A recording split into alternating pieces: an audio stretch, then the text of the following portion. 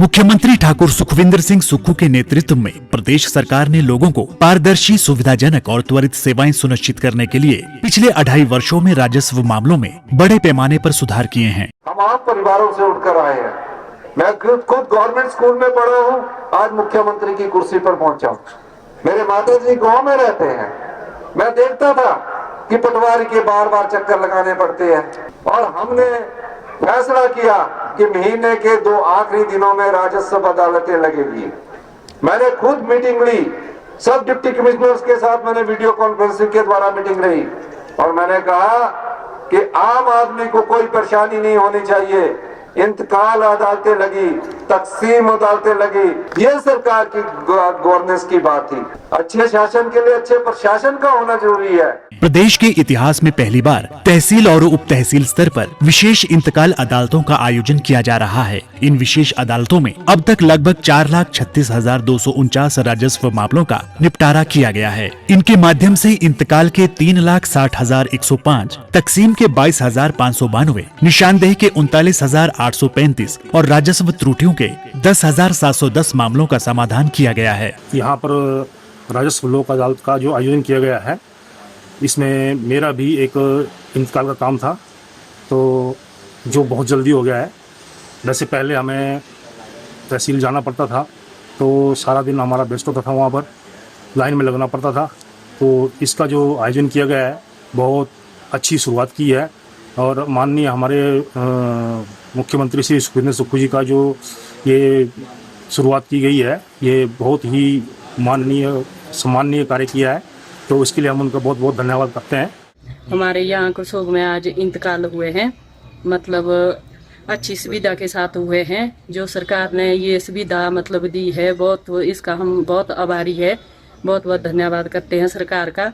नहीं तो हमारे को मतलब कहीं कहीं इधर उधर भटकना पड़ता था, तो इसलिए ऐसा कि चलो अब यहाँ नज़दीक हमारे सर्कल करसोग तहसील करसोग में है, तो इसलिए सरकार का हम धन्यवाद करते हैं। हमारे इंतकाल का काम काफ़ी समय से रुका हुआ था और जो प्रदेश की सरकार विशेष राजस्व लोक अदालत जो कार्यक्रम चलाया है उन्होंने, उसकी वजह से हमारा जो ये इंतकाल का काम था वो काफ़ी जल्दी संपन्न हो पाया है।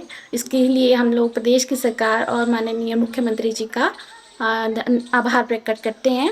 राजस्व विभाग ने पेपरलेस रजिस्ट्री प्रणाली भी शुरू की है, जिससे लोग किसी भी समय और कहीं से भी रजिस्ट्री तहसीलदार को आवेदन कर सकते हैं। इस सुविधा से आवेदक को केवल एक बार कार्यालय आने की आवश्यकता होगी। ई रोजनामचा की शुरुआत भी ई गवर्नेंस में एक महत्वपूर्ण कदम है। इससे पटवारी रोजमर्रा की गतिविधियों का रिकॉर्ड रखने के साथ साथ रिपोर्ट भरने में सक्षम होंगे। सरकार की ये डिजिटल पहल लोगों के बार बार सरकारी कार्यालय आने की जरूरत को कम करेगी। हिमाचल प्रदेश के राजस्व विभाग में एक महत्वपूर्ण और ऐतिहासिक फैसला हुआ है।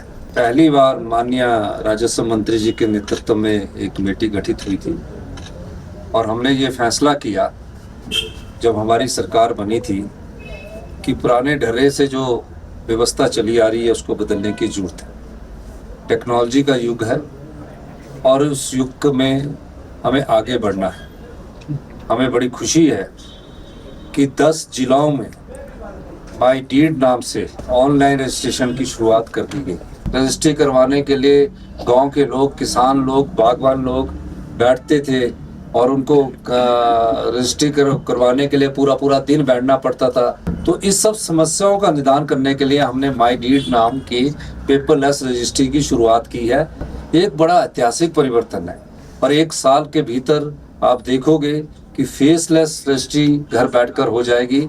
इस दिशा में हमारी सरकार ने एक महत्वपूर्ण बदलाव किया है और इससे लोगों को आने वाले पूरे प्रदेश में इस प्रकार की सुविधा मिलेगी। मुख्यमंत्री के निर्देशानुसार राजस्व विभाग आधुनिक तकनीकों का भी व्यापक स्तर पर उपयोग कर रहा है। अब तक 90% गाँव के नक्शे भू नक्शा पोर्टल पर अपलोड किए जा चुके हैं। लंबित राजस्व मामलों के त्वरित निपटारे के लिए हिमाचल प्रदेश भू राजस्व अधिनियम 1954 में संशोधन किया गया है, जिससे सक्षम राजस्व अधिकारी ई समन जारी कर सकेंगे। विकास की नई परिभाषा स्थापित करते हुए मुख्यमंत्री लोगों की लंबे समय से लंबित समस्याओं का समाधान कर रहे हैं। वर्षों से विस्थापन का दंश झेल रहे पोंग डैम विस्थापितों के जीवन में मुख्यमंत्री खुशियों की सौगात लाए हैं। नवासी पोंग डैम विस्थापितों को मुख्यमंत्री ने भूमि के कागजात प्रदान किए। उन्हें गृह निर्माण के लिए 3 लाख रुपए की वित्तीय सहायता प्रदान की जाएगी। प्रदेश सरकार के ये प्रयास जन समस्याओं का त्वरित निवारण और जरूरतमंदों को राहत देने में अहम भूमिका निभा रहे हैं।